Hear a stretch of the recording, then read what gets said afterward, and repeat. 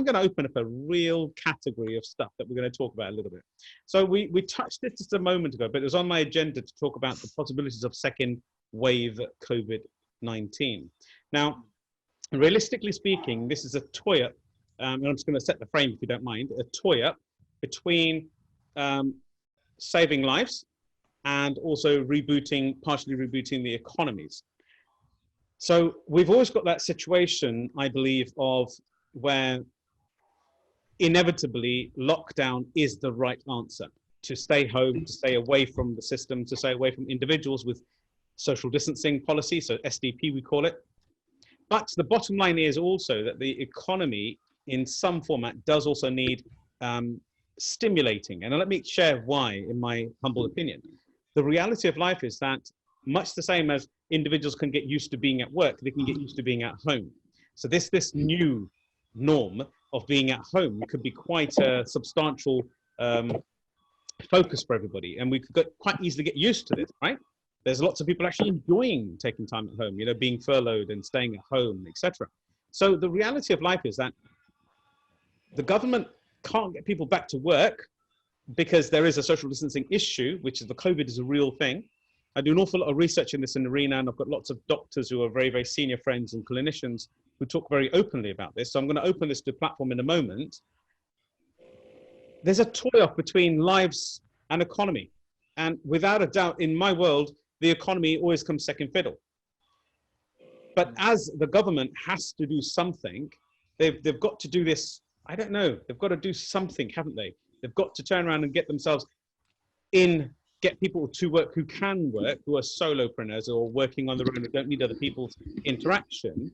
But I just want to open up the thought, because I am not of the ilk that we should be opening up our boundaries a little bit more and going through the phase of what I call getting the third phase of lockdown, which is now we're getting to the stage of just becoming a little bit frivolous with the lockdown facilitation and percepting things are going back to normal. I'll bring something to the industry. What I mean by this is that the conversation, because just in Milton Keynes area, there's been best part of 35, 40 cases increased in just the last week of new cases of COVID-19. That's telling you that it's clearly still there.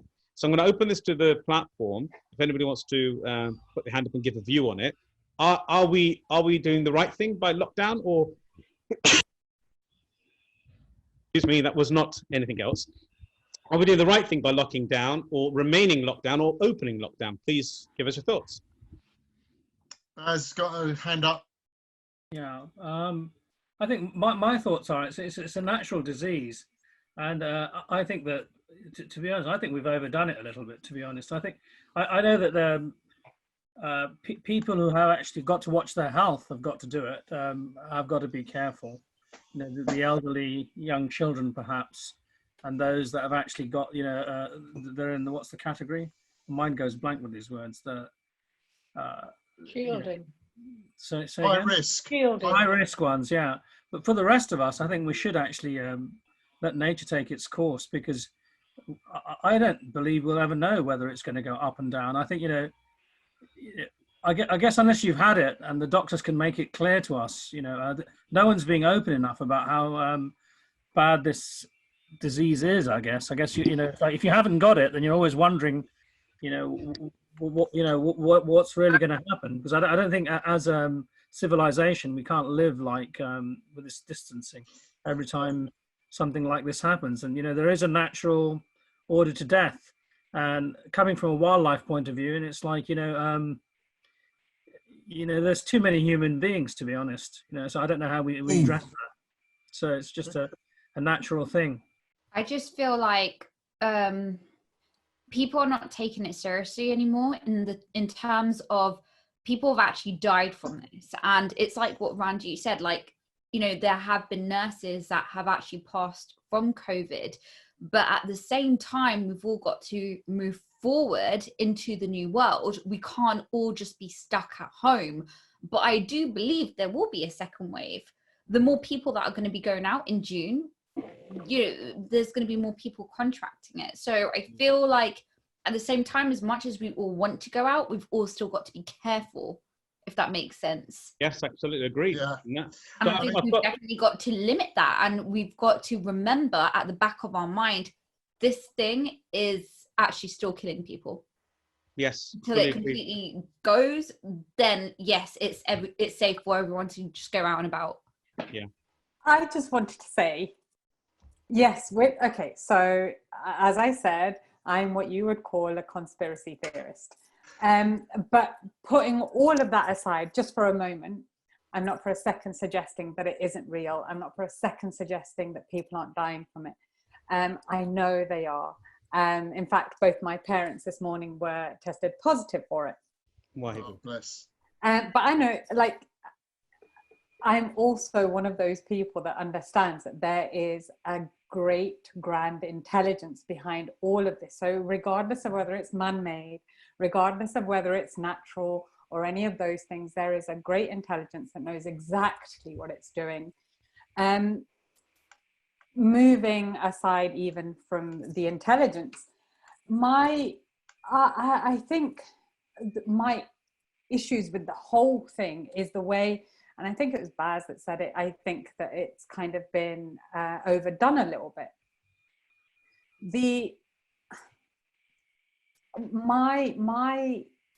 Not concerns, my issues around the whole thing are the people that are pushing certain agendas, and who these people are, the Bill Gates of the world and so on and so forth. Bill Gates, I know it's a running meme now. Bill Gates couldn't keep viruses out of windows, but thinks he's going to keep them out of people. Who put him in charge? Why is he in charge of any of this? And then you start to look at what is happening in Punjab and in Africa and in India in general, and you think, yeah, there's a bigger understanding to all of this. And I think I am very hesitant to believe anything that is shown on my TV, because for anyone that doesn't know, go watch the documentary Out of Shadows. That'll teach you everything you need to know about the media. But that's not where I want to get my information. I think that now has been the critical time for us all to, as somebody said earlier, go visit that inner temple, because as we've seen, there's nothing out there that we can control. It's all about what we're going to do on the inside of it. And I think Dr. Rashid Buttar, he was a soldier, he's a well-known clinician, he's an incredible human, and he talks about the systematic kind of process that's been going along throughout humanity. And he says quite simply that one of the biggest places that they'll want to hit is our spirituality. And if you look back as far as you like with any wars, any colonialism, any of that, it was about stealing resources and spirituality. So in these moments right now, I just think it's imperative that we look at that and we start going inwards. So regardless of what's going on out there, I think it's an inwards journey. Hey, lovely. Thank you very much for that thoughts. And it's there is definitely a lot of validation in that conversation as well. So I think I echo what Ranjit and Am said, and actually go pretty, like, now is the time where all of our spiritual tools and our mindfulness practices that we've been using over the years are now really being put to test. And we're challenging, and that's where our default is. It's testing our core, it's testing who we are as a person, our connections with our family. It's kind of, it's a really highly pressurized environment. I think just thinking about the second wave, there's most definitely going to be a second wave, maybe even a third wave. And I wish the UK kind of even just locked everything down as soon as it even had any inclination that this was happening. I mean, we look at Australia, for example, they locked the whole country down, and a few other European countries when there's fewer death rates compared to the UK. So this whole incremental lockdown and incremental out of lockdown, I don't think it's, in my opinion, the way to be going. And I think we're going to see a lot more upheaval when things start to go back to normal. People are just going to get really excited. Everyone's going to be like, oh, okay, we can now mingle 6 people, which I probably think people are doing anyway, but we're going to see like chaos happening, I feel. Yes, Sukhi, I believe that things will never be the same for a lot of people like us. I think this virus has certainly brought back some humanity back into humanity. You know, we had lost our inner thoughts. We was concentrated on our cars, big houses, big businesses, and big this, big that. In reality now, we're all tied down the same rope, that we are reflecting on our families, friends, and trying to stay well. And I think it's been a long time for someone like me to get back in the social gathering as I was before this started. You know, so it's Well really done. very selective. You're very welcome, and you're very welcome, and well done for everybody who's made that effort coming here. This is the purpose of this, because everyone's going to go up and down their own little wave, aren't they? So thank you very much for welcoming and being part of the team here, Jas. Always welcome. Thank you. I'm always for saving lives first. That's always been my take on it. I was actually named Chiranjeev, meaning long life. So you know, what I also believe is that we've got an aging population that was born between 1946 and 1966, and they're known as the baby boomers. And literally what these baby boomers have been doing is setting trends as they've been going along. And what we're finding at the moment is a population behind it that's a lot less, which is unable to support the aging population. And my conspiracy theory is that they're actually controlling that population, and I hate to say this, but culling the population. And I was also told by some NHS officials, unofficially told, that the NHS is actually designed just to keep 65% of the people alive, which is absolutely crazy. And validation is a great thought process. Just to let everybody know, this isn't a fact. It's just the conversation that we're all having. Conversation, absolutely. Yeah. So I'm just putting out my opinion and my point of view. So, you know, over here, it's also teaching us to, you know, be the survival of the fittest. You know, so many people are beginning to realize how important their health is, and are changing their diet, etc. I'm sure Rav is probably coming across a lot more people who are doing that as well. And it's amazing at what some of the people I was talking to as well, they were talking about before. They used to go to the restaurants, eat out, etc. And now they're finding the food tastes so much better cooked with love at home. If that makes a difference. Very true. I mean, it really has opened up our minds to different thinking. Thank you very much for that, Raj. Yeah. So my take on it is that we as human beings are of nature. Therefore, anything that we're doing under nature and is possible for us to do is part of nature, whether that's good or bad. So even if this thing is man-made, it's still natural because humans made it, unless it was introduced by aliens, right?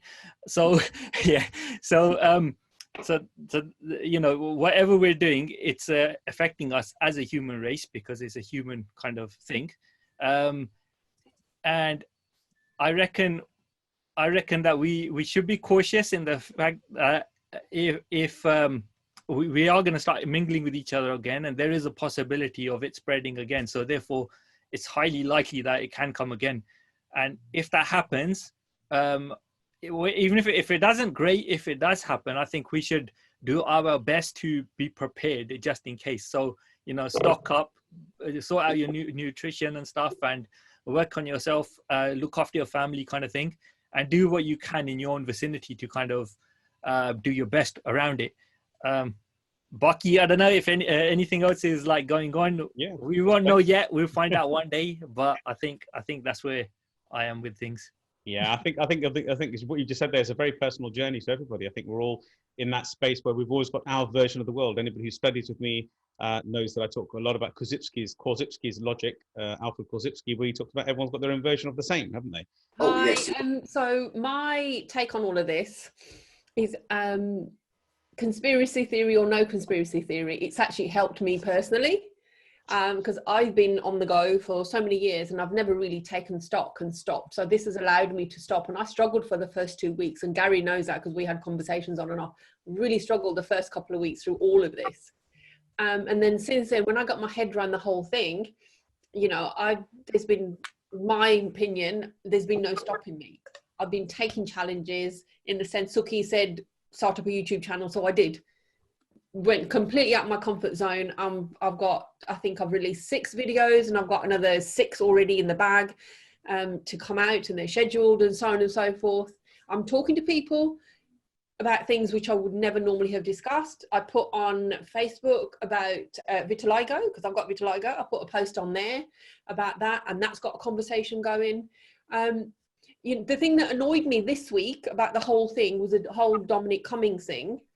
And initially it really annoyed me. It upset me. I cried, purely thinking about my parents, because they're in Birmingham, I'm in London, I can't see them. Yes, I see them on this kind of thing, but I can't actually see them. And it really upset me.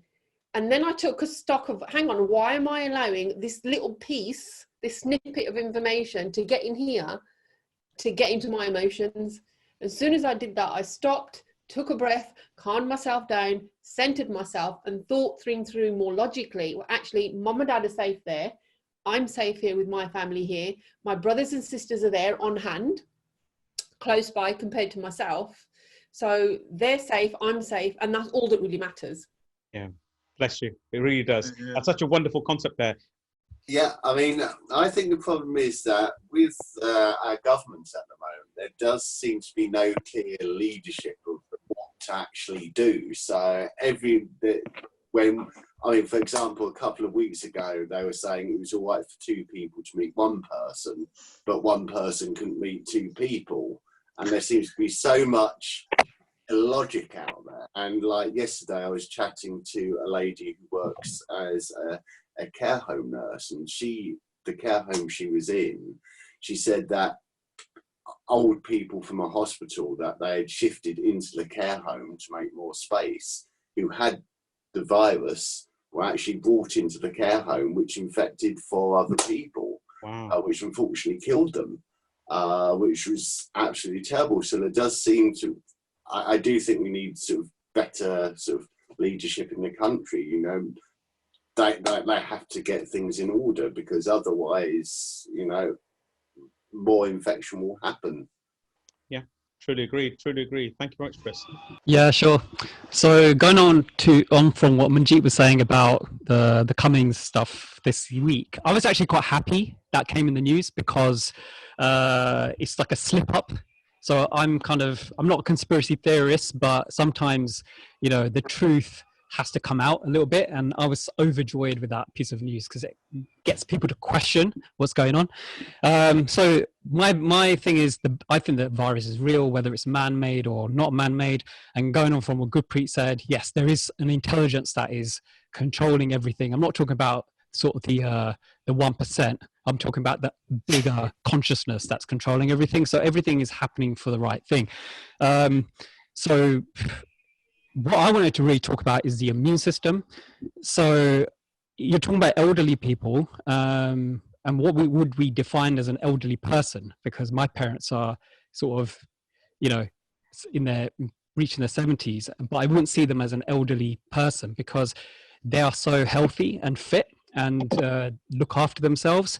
So the immune system, what affects it is fear that will affect it big time. Overworking, and a lot of the medications that older people are on, a lot of the time are probably 99%, I'd say 99% of elderly are on something called omeprazole, which is something that stops your stomach from producing acid. As soon as someone's put on that medication, they will have a long list of conditions that just follow from that, because your stomach is your first line of defense. Like, actually, it's your over here in your throat, but your acid is so important just to break down nutrients and absorb them. So I would say, yes, it's a real thing. This virus will never go away. It's going to always be here because it's a virus. Influenza is a virus. It's never disappeared. So either we wait, for those who want to wait for a vaccine can wait for that, or they can start looking after your mental health and then your natural health. So that's my opinion. So there's no conspiracy around it, but people, I think there are governments and media that take advantage of scenarios like this and then push their agenda. So that's my opinion. So everyone has to look after themselves. Truly. Wow, what a great understanding. I think maybe next week, if we bring up maybe one of the topics, team, and we'll be talking about maybe gut, immune system and gut. I think that'd be a nice one there, right? Okay, so I can't believe how fast we've got to the end of today's social. Has everybody enjoyed it? Yes or no?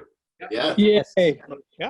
And all of our new people who've arrived today, thank you very much for taking the effort for yourself.